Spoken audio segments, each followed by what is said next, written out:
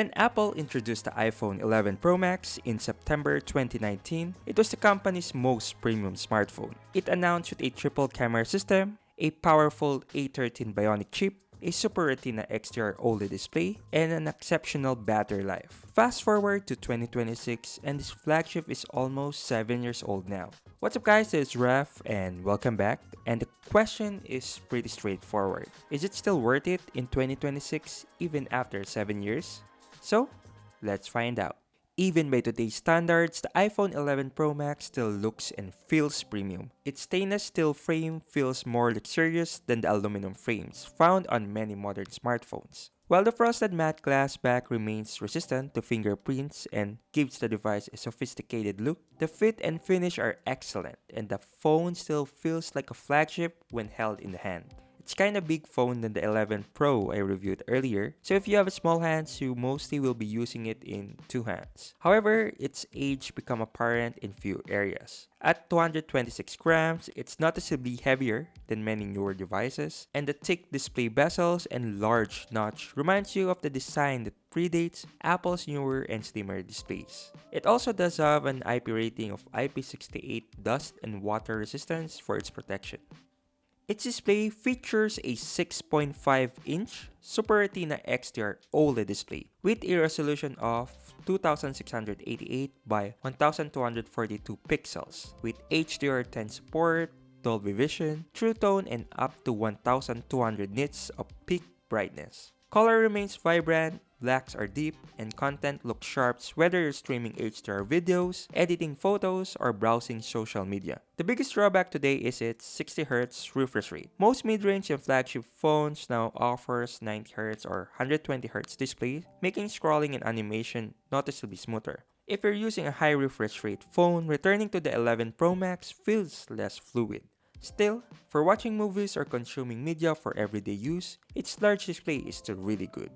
iPhone 11 Pro Max still performs remarkably well. Powered by the Apple's A13 Bionic chip with 4GB of RAM and 256GB of storage, everyday tasks like messaging, browsing, social media, navigation, and streaming are handled with ease, and even demanding games remain playable with sensible graphic settings. Where the phone begins to show its age is in heavier workloads. Video exporting and intensive multitasking are a bit slower, but still competitive with Android phones. It also lacks newer features such as 5G connectivity and on-device AI like Apple Intelligence or News Siri.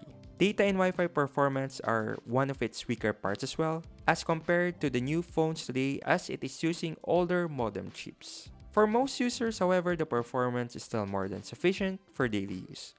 Software support is now one of its biggest concerns, as iOS 27 will be the last OS update. To be honest, I expected the iPhone 11 Pro Max to miss iOS 26, yet it received that update and even iOS 27. This reflects Apple's strengths in providing long-term software support for its devices. It will continue receiving app support for some time, but its long-term future is limited compared with the newer models. Here are some of its benchmark scores.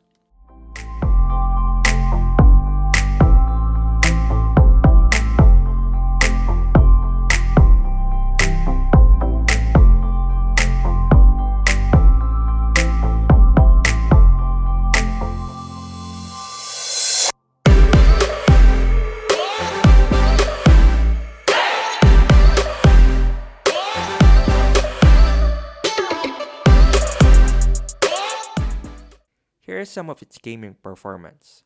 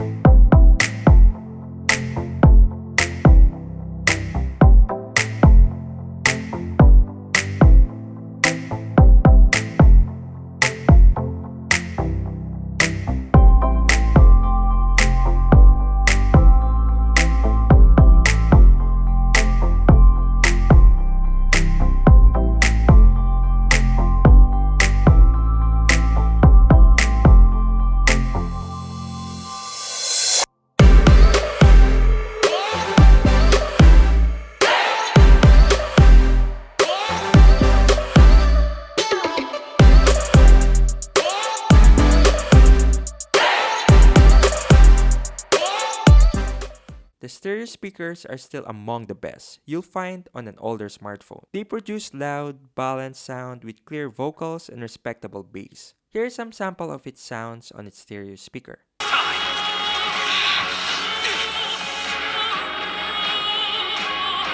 Each morning here, for every one of us, there's the chance that we might not wake up.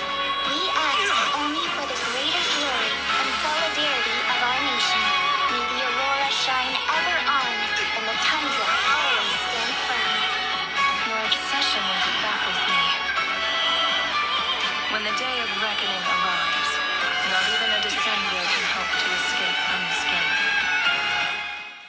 The triple camera setup remains one of the phone's greatest strengths. It does have a 12 megapixel wide, a 12 megapixel ultra-wide, and a 12 megapixel telephoto with 2x optical zoom. Daylight photos remain excellent, showing natural colors with a strong dynamic range and consistent white balance. Thanks to Apple Deep's Fusion technology, the camera captures exceptional detail and textures, rendering fine elements. The smart HDR processing ensures that the highlights are well controlled even in bright conditions, producing a punchy, realistic final image. Portrait remains impressive thanks to Apple image processing and reliable edge detection. The ultra-wide camera is useful, though it lacks the detail and low quality of the newer iPhones. Apple also introduced the night mode with this generation, which is a major leap forward for iPhone photography on that time. Though night mode still produces respectable results today, but newer iPhone captures much brighter images with less noise and better details.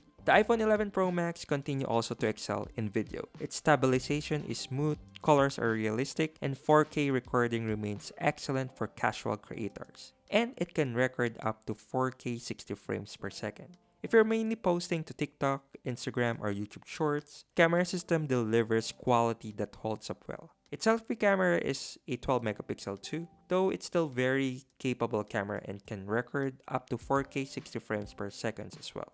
The 11 Pro Max was known for outstanding endurance before.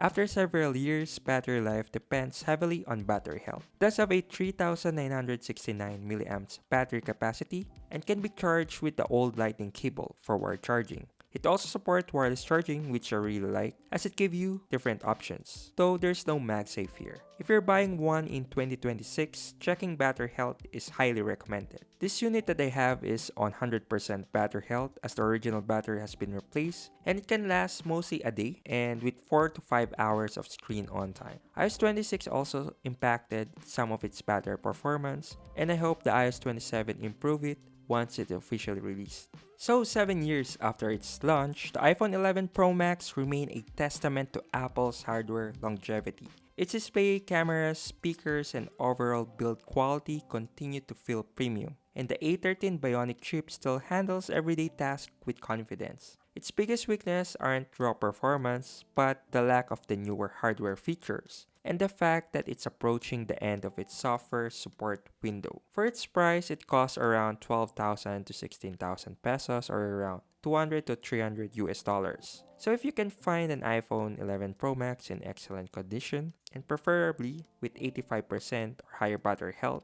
or a recent replaced battery, it can still be a solid budget iPhone or a camera phone for media consumption, photography, and everyday use. So that is my review of the iPhone 11 Pro Max in 2026. So thank you for watching my video. Please like, share, and subscribe, and see you soon. Peace out.